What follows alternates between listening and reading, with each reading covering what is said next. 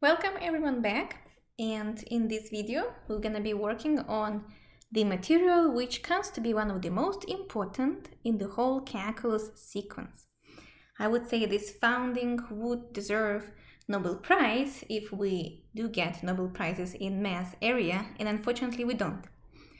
And in this video we're gonna show you basically a shortcut, a genius shortcut, how to calculate definite integrals. And this is what we call a Fundamental Theorem of Calculus Part 2. Part 1 will be in different video. First, I want to just remind you that originally we explained what is antiderivative is. And we told you that if you have an integral with a function inside f of x dx, and that's what we called indefinite integral, because the limits of integrations are not defined. And we say this integral has antiderivative. So antiderivative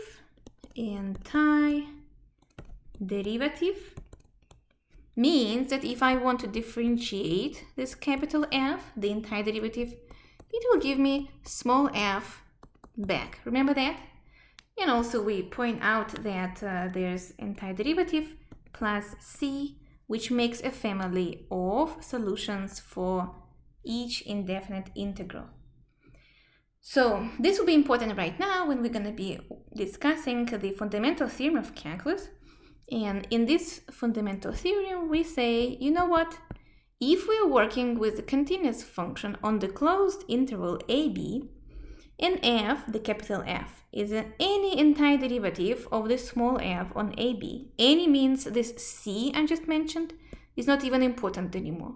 And that's the cool part. We actually were forcing you not to forget to put plus c all the time when you was doing your homework or exam. But for definite integral, we will not care about it for a while.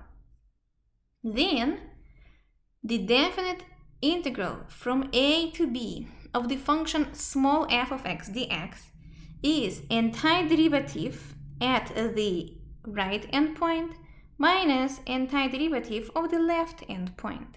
That's all.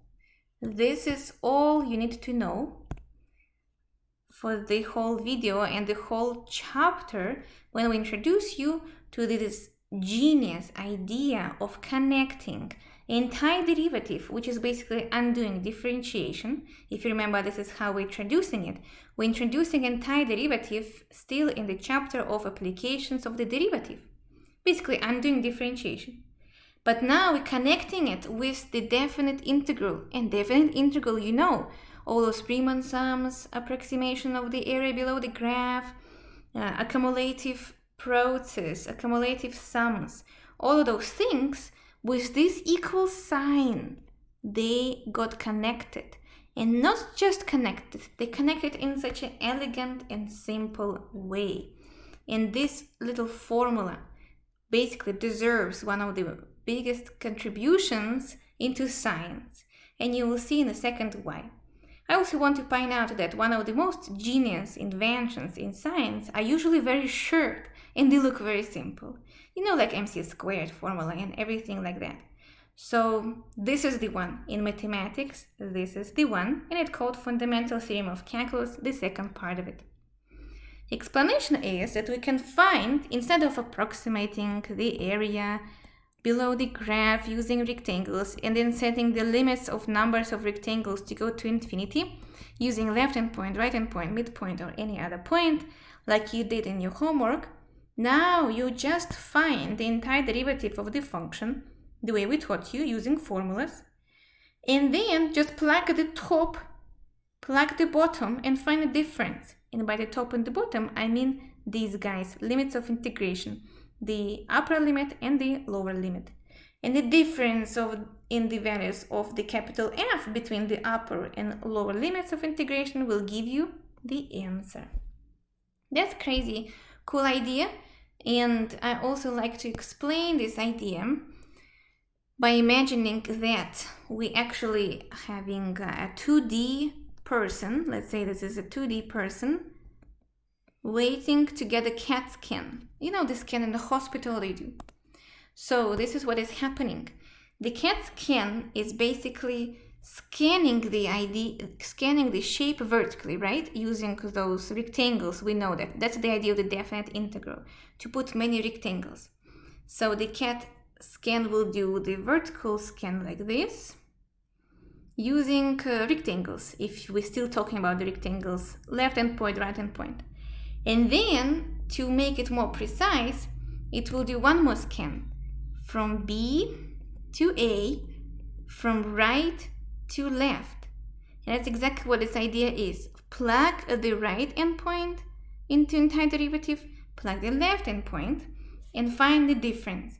On the integral notation, it's lower limit and upper limit. For the scan example, it means that now we're scanning this way, from B to A, scanning, scanning, scanning, and this is how you get precise scan, say, of a person inside of the machine or in front of the machine that makes a CAT scan of a human body. That's the idea. In Calculus 3, we're going to introduce you how all this works in 3D. And that's even more amazing because it's going to be a 4-dimension. For now, we're doing it up, down, left, and right. But in 3D, there will be a Z coordinate as well. And it will make a CAT scan to be 3D. A very interesting, cool idea. Let's jump into examples. And for the examples, I will start with something simple. And I will make many examples over here. The more you do, the better. And we're going from simple examples to hard ones. Just for you to understand the situation, this is usually one of the last topics in Calculus 1 classes, and we need to be really good at this because transition from this topic to Calculus 2 class is very natural. In Calculus 2 class, we're going to be integrating every day 55 times per week or more. So you have to be very good at it, as good as you are with differentiation. The first example is evaluate the definite integral exactly. And exactly means finally we don't use any rectangles, left points, right points, and stuff like that. We're going to be working with the integral from -1 to 3 of the very simple function x squared dx. X squared is a parabola. So if you still want to think about the idea of working with areas, what is happening is we're working with the parabola, which is concave up. Here it is. That's y equals x squared. And we're asked to find the area from -1 to 3. Okay, definite integral is not only about areas under the graph. You will learn more applications later. And I mentioned before the accumulative idea or number of sick people during the pandemic. For the whole entire interval of time and so on. But just to make a connection with the previous chapter, they want us to find this area. And what we did before, we built the rectangles and we told you how many, if it was approximation, if it was exact one, we used limits and we wanted number of rectangles to be infinite. Okay, screw that. Like, it's too much work. Did you notice in your homework it was way too much work? So instead of doing this, and instead of doing approximation, we will be looking for the answer exactly, and we'll be finishing this example in 3 seconds. Let's see. What is antiderivative of x squared?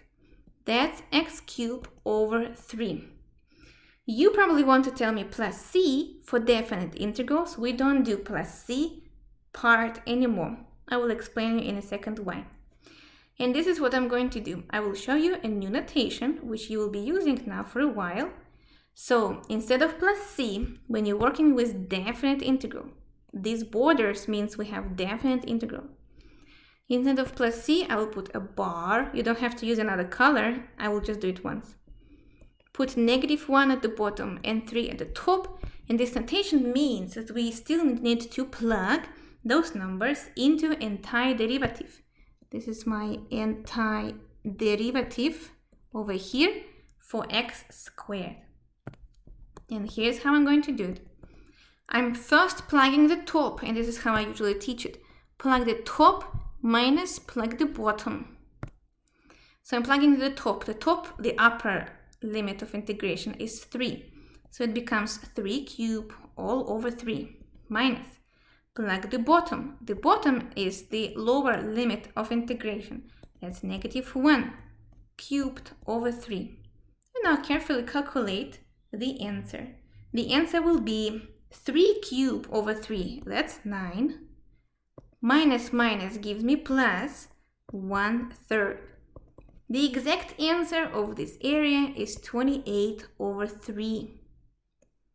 The exact answer for this definite integral is 28 over 3. So again, just to remind you, this is one of the applications of the definite integral, the area below, the exact area below this parabola, here it is, without using any rectangles. And it was so fast, just seconds and you're done. It's exactly 28 over 3, exact area. That's the magic behind it. I want to point out that this is a number. Maybe you did not notice, but this is the exact number. And that's a new thing. From now on, remember, indefinite integral, that's the one that has no limits of integrations, will have c at the end. And the answer for the indefinite integral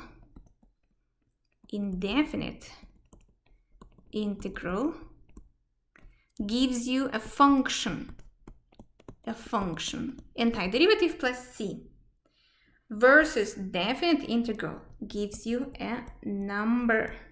You can remember the area below the graph if you want, but the idea is the moment we're plugging in upper limit minus lower limit, this gives us the exact solution, the exact scan, for example, or the exact area, and so on. So the answer should be number. For that reason, we don't need c anymore.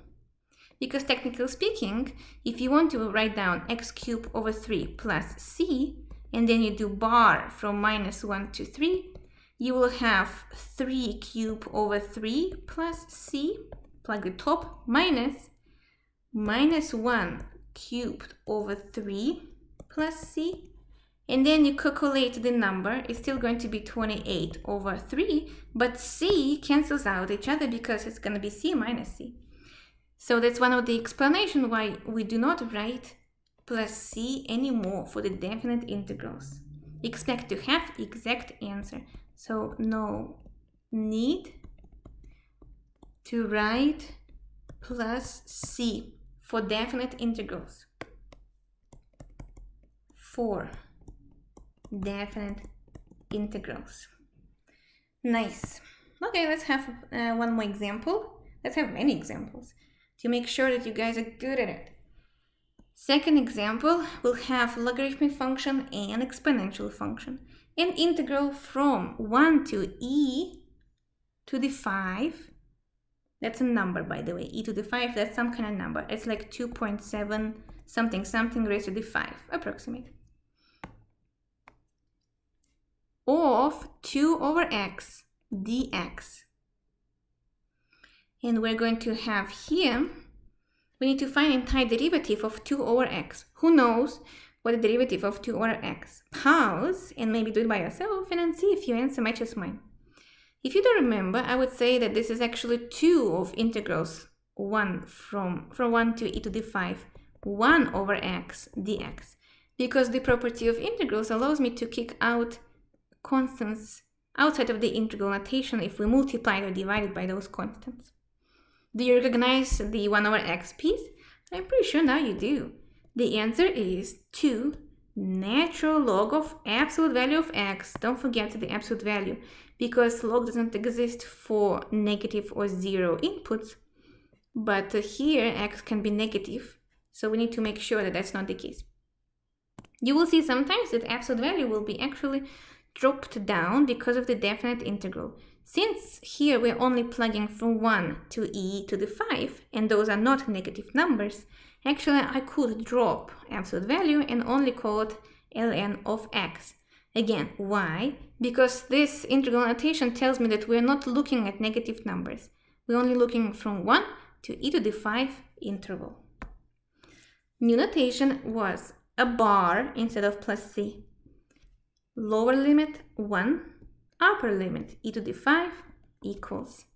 Plug the top minus plug the bottom. I will be writing it from time to time and then I will stop doing it. Top minus the bottom.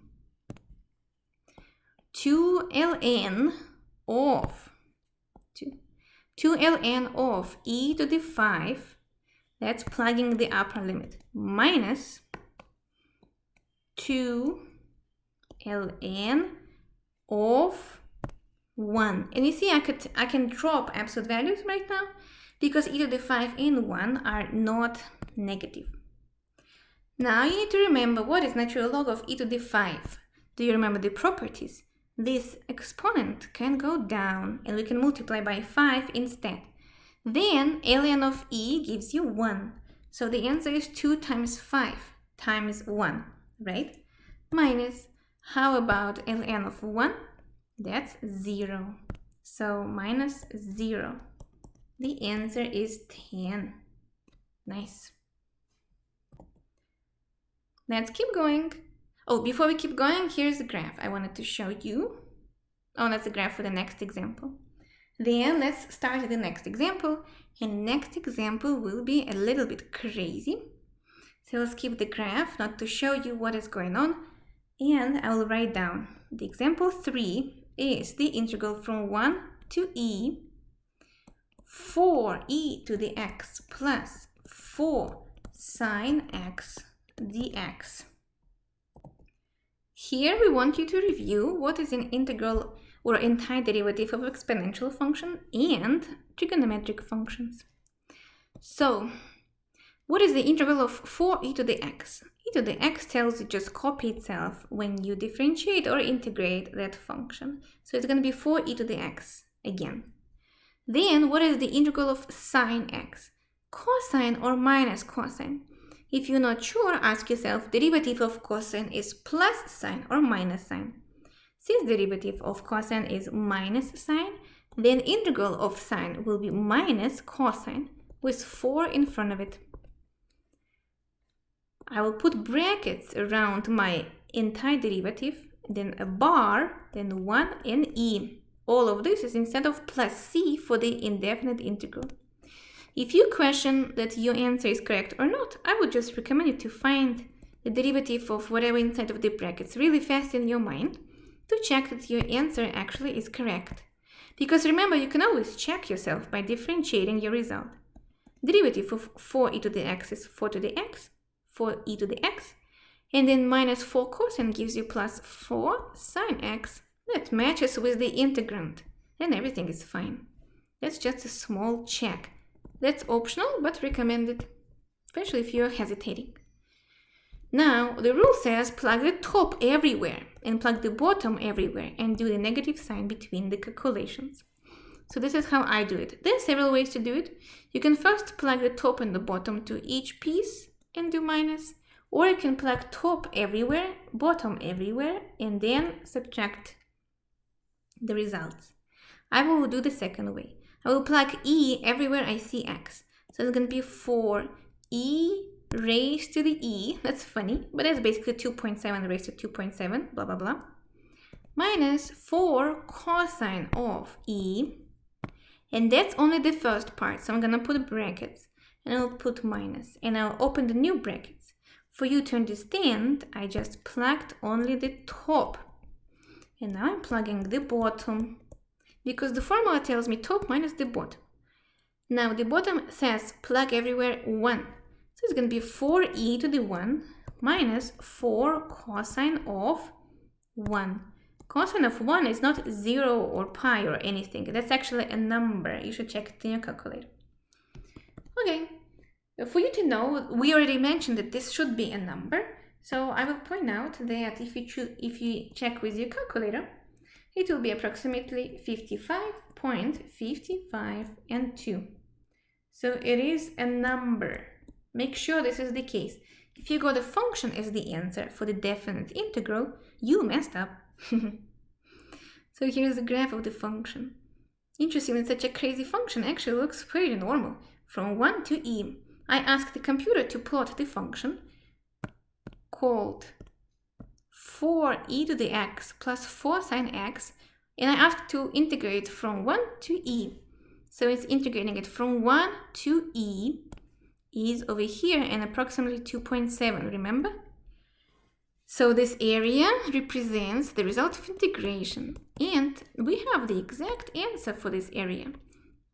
what is the exact answer. This is the exact answer, whatever I'm gonna put in the box. This is the exact answer. Even though it looks ugly, it's the case.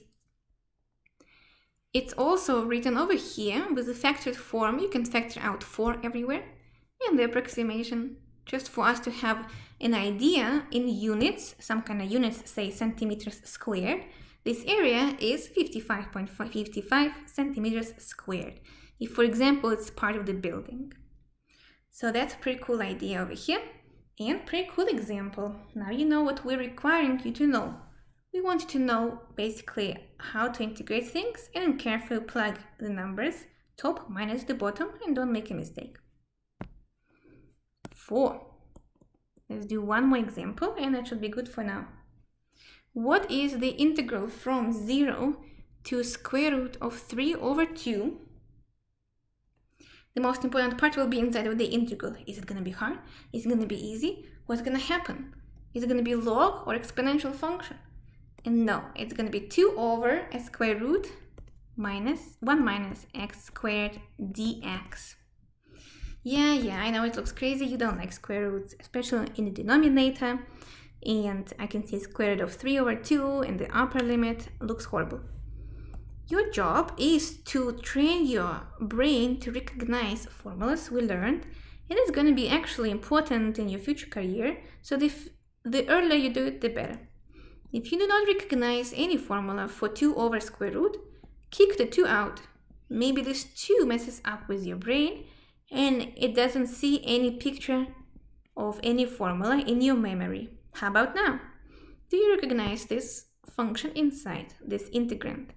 What derivative of what can give you such an interesting result? Who said arcsine? That's a good answer. 2 arcsine or sine minus 1 of x, not plus c, but a bar from 0 to square root of 3 over 2. Now plug the top minus the bottom. If you don't like calling it arcsine, I will just give you this example. It's the same thing as sine minus 1. That's less writing. But it's the same thing, just to point out. Plugging the top means I'm gonna plug square root of 3 over 2 minus 2 sine minus 1, plugging the bottom, which is 0. Did any of you ask me, could I just factor out 2 and instead plug everything only into arcsine? Yes, you could, and I actually do that sometimes if it's reasonable to do. So feel free to factor out 2 right away, and then you don't have to keep having 2 everywhere. That's your choice. For now, I will keep it like this to be consistent with the beginning of the material. In the future, you will see all kind of ways. Now your job is to answer the question, what is arcsine of square root of 3 over 2? And what is arcsine of 0? That requires some trigonometric knowledge. Arcsine is the inverse function of sine. So basically we're asking you, sine of what gave me square root of 3 over 2? And not everywhere, because there are many answers on this question, but only on a domain of arcsine. Arcsine is not defined everywhere. Arcsine is only defined from -1 to 1. So, what angle gave me square root of 3 over 2 when I plugged that angle into sine? Yes, it is indeed pi over 3, right? So, here x will be pi over 3. Instead of question mark, I'll put x.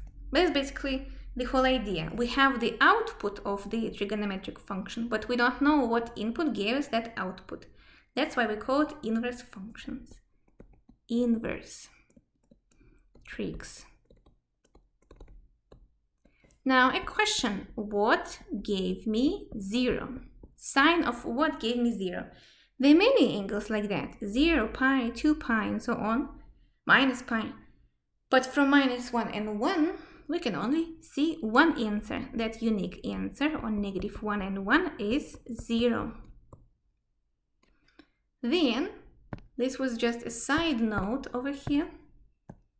Side calculations, side thinking. Then I'm going to have 2 times pi over 3 minus 0. That's 2 pi over 3. the answer should be a number. And indeed, this is a number. Now it's your turn to go to your homework, and probably will be amazed that you are assigned 25 or 30 homework problems, because this is like a differentiation. We need to be good at this. We need to be fast at this. And this opens the door to the most fascinating applications in engineering, biology, computer science, and everything else.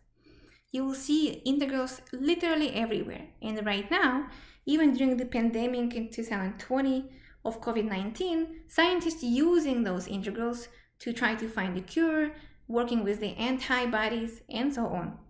So these techniques and this basic knowledge will open you to get into very fancy internships working with NASA, CDC, and many, many more. Practice to make sure you're confident with this, and be proud that you learned finally how to calculate definite integrals in a fast and convenient way. Great job for watching, and see you next time.